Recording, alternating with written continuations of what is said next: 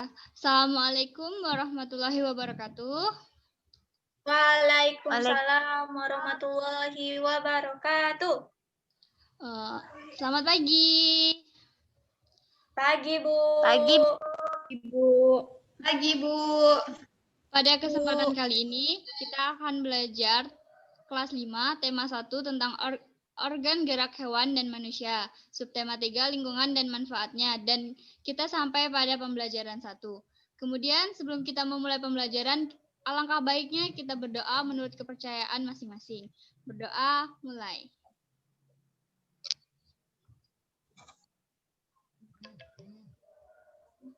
Berdoa, selesai.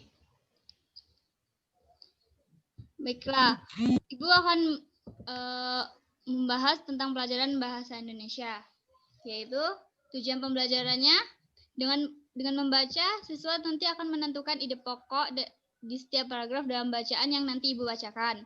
Yang kedua, siswa menulis dan mengembangkan ide pokok menjadi sebuah paragraf secara tanggung jawab. Sebelumnya, kalian amati dulu ilustrasi pada gambar ini. Itu apa, Bu? Itu tanah liat ya, Bu? Iya. Oh. Ibu akan menjelaskan. Berdasarkan gambar tersebut, kita dapat membuat cerita menggunakan gambar tersebut. Untuk dapat membuat cerita dari gambar tersebut, kita dapat melakukan langkah-langkah sebagai berikut. Yang pertama, amati dengan cermat gambar-gambar tersebut. Kedua, buatlah ide pokok masing-masing gambar. Ketiga, kembangkan ide pokok tersebut menjadi sebuah paragraf. Oke, baiklah. Agar memudahkan kalian dalam membuat cerita berdasarkan gambar, mari kita dengar cerita pengalaman Lala saat melihat proses pembuatan gerabah di Madura. Di sini Ibu akan bercerita.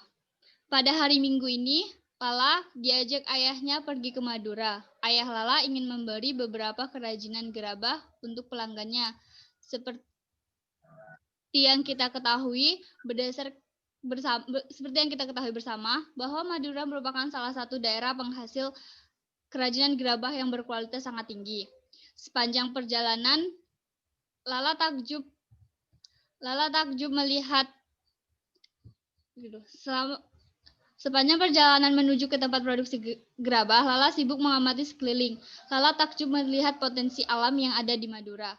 Lala juga takjub akan orang-orangnya. Mereka pandai memanfaatkan potensi alam di sekitarnya. Mereka bekerja keras dari pagi sampai sore, tak kenal lelah meski harus berkubang dengan tanah, menggali dan mengumpulkan tanah liat untuk dijadikan gerabah. Ini merupakan potensi.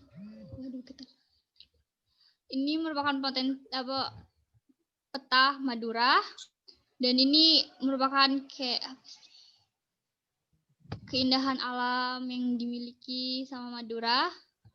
Ini contoh gambar gerabah atau pembuatan gerabah. Ini contoh gerabah yang akan dijual. Baiklah, di sini ada cerita tentang gerabah dari Pulau Madura. Nanti Ibu akan bertanya kepada kalian ide pokok pada paragraf ini. Ibu akan membacakan ya, gerabah dari Pulau Madura. Salah satu warisan karya budaya yang sangat tua, luas penyebarannya dan bisa bertahan sampai kini ialah gerabah, yakni barang pecah belah dari tanah bakar yang dibuat secara tradisional. Gerabah juga dikenal dengan sebutan tembikar. Gerabah konon sudah dibuat insan semenjak mereka hidup, menetap, dan mulai bercocok tanam beberapa ribu tahun sebelum tahun Masehi, dan kini masih kita dapatkan di seluruh pelosok Nusantara, tidak terkecuali Pulau Madura. Ada yang bisa menjawab di mana ide pokok pada paragraf ini? Bagaimana? Ada yang menjawab? Ada yang bisa menjawab? Oke, baiklah, Lastri. Warisan karya budaya yang sangat tua. Hanya itu saja? Ya, Bu. Gerabah juga dikenal dengan sebutan tembikar. Saya, Bu. Baiklah, siapa tadi? Dearni, Bu. Dearni, bagaimana? Menurut saya, Bu, gagasan utamanya itu,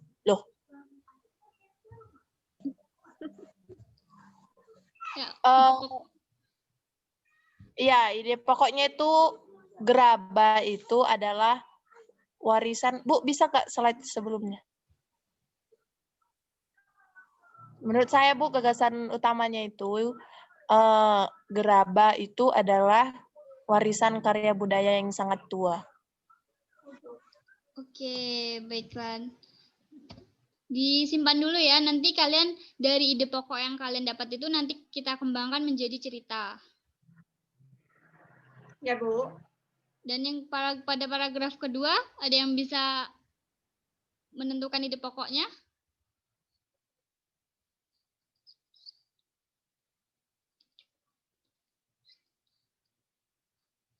Oh ya, Ibu tadi lupa yang menjelaskan. Ide pokok itu merupakan kalimat utama pada suatu paragraf. Nah, pada paragraf kedua ini, Ibu kasih contoh ya. Itu, paragraf utamanya adalah pada situs-situs kebudayaan dan purbakala banyak dijumpai gerabah atau tembikar yang berfungsi sebagai peralatan atau perkakas rumah tangga dan untuk keperluan peribadahan serta penguburan mayat. Itu merupakan kalimat utama. Tapi,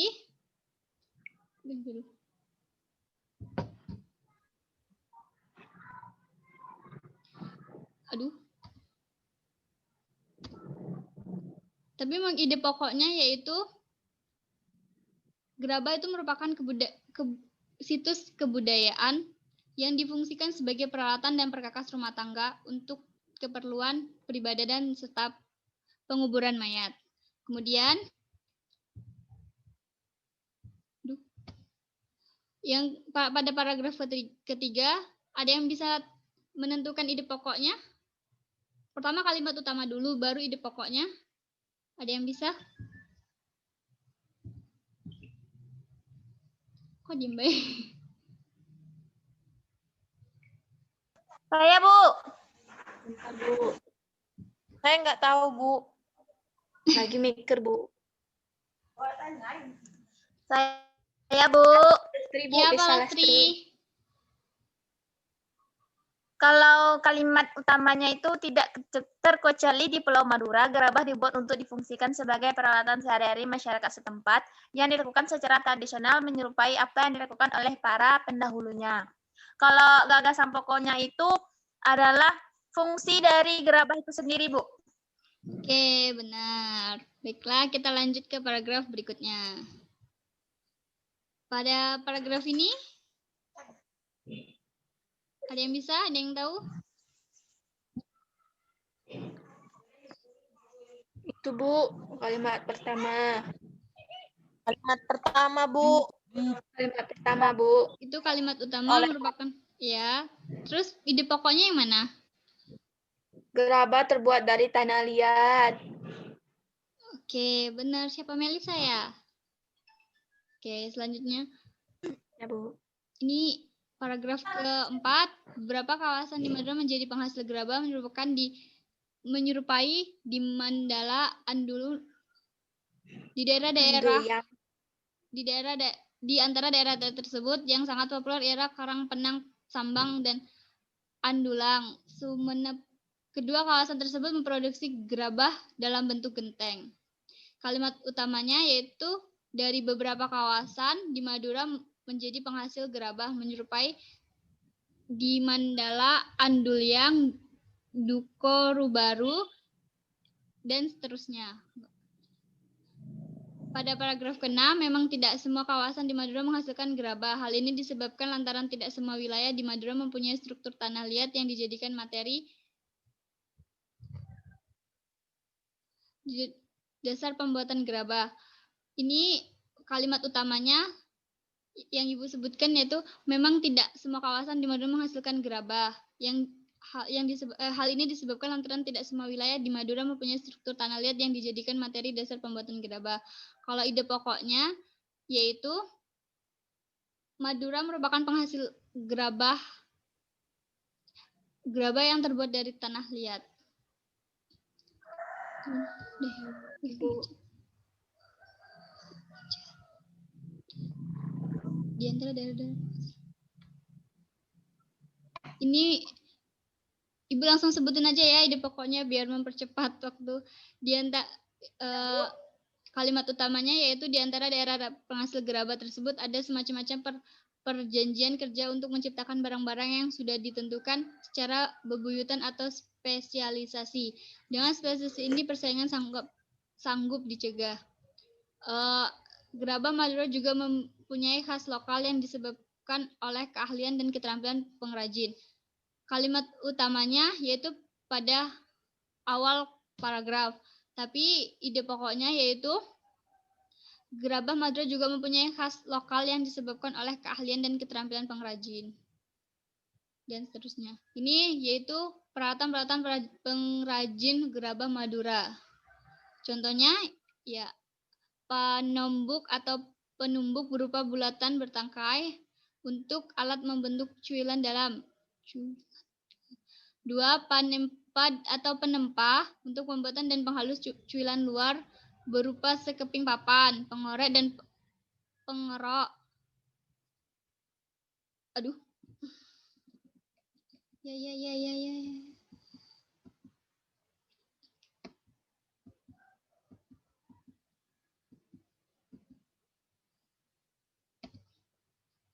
Keempat, payubuan, yaitu wadah air untuk menetesi gerabah dengan secari kain, pangalat secari kain untuk membuat bibir gerabah, pengajakan, pengabuan, penompal, werkower yaitu galah berujung kawat lengkung, pematong, pangku atau pembakar gerabah. Adapun proses pembuatan gerabah dilakukan dengan tahapan-tahapan yang harus dilakukan secara berurutan. Proses pembuatan gerabah tersebut sebagai berikut: menyiapkan materi berupa tanah liat, mengaduk tanah liat dengan dicampur air. Setelah jadi adonan, diambil perbongkahan untuk dibuat bentuk kasar dengan memakai dan seterusnya. Keberadaan penghasil gerabah di Madura ini telah banyak menunjukkan manfaat baik untuk pengrajin, pemakai maupun untuk masyarakat. Meskipun gerabah ini yang tadi kita bahas yaitu ide-ide pokok atau gagasan. Pada paragraf pertama, ide-ide pokoknya yaitu salah satu di antara warisan karya budaya yang sangat tua, luas penyebaran dan mampu bertahan hingga sekarang adalah gerabah, yakni barang pecah belah dari tanah bakar yang dibuat secara tradisional. Kedua, pada paragraf kedua, pada situs-situs kebudayaan dan purbakala banyak dijumpai gerabah atau tembikar yang difungsikan sebagai peralatan atau perkakas rumah tangga dan untuk keperluan peribadahan dan penguburan mayat. Ketiga, tak terkecuali di Pulau Madura gerabah dibuat untuk difungsikan sebagai peralatan sehari-hari masyarakat setempat. Keempat, gerabah-gerabah yang dihasilkan oleh para pengrajin di Madura adalah gerabah yang dibuat dari tanah liat yang berwarna kuning dan kuning dengan pasir halus. 5. Beberapa daerah di Madura menjadi penghasil gerabah seperti di Mandala dan lain-lain. Memang tidak semua daerah di Madura menghasilkan gerabah. Pada paragraf ke-7, di antara daerah-daerah penghasil gerabah tersebut ada semacam perjanjian kerja untuk membuat barang-barang yang sudah ditentukan secara turun-temurun dan spesialisasi. Pada paragraf ke-8, peralatan pengrajin gerabah Madura. 9. Adapun proses pembuatan gerabah dilakukan dengan tahapan-tahapan yang harus dilakukan secara berurutan. 10. Keberadaan pengrajin gerabah di Madura ini telah banyak memberikan manfaat baik untuk pengrajin, pemakai maupun untuk masyarakat. 11. Meskipun pada paragraf 11, meskipun gerabah masih tetap diproduksi, namun dalam pengembangannya dihadapkan pada pokok-pokok modern. Ayo, kamu sudah bisa menentukan ide pokok dari semua bacaan. Sekarang kembangkan ide-ide pokok tersebut menjadi paragraf. Kan tadi dari ide-ide pokok yang ini kita kembangkan menjadi paragraf. Seperti kita ambil ide pokoknya pada paragraf pertama, yaitu tanah liat banyak kegunaannya. Seperti halnya salah satu jenis tanah yang banyak memiliki manfaat adalah tanah liat. Selain sebagai media tanam, bagi berbagai jenis tanaman, tanah liat juga dapat dijadikan sebagai bahan dasar pembuatan gerabah.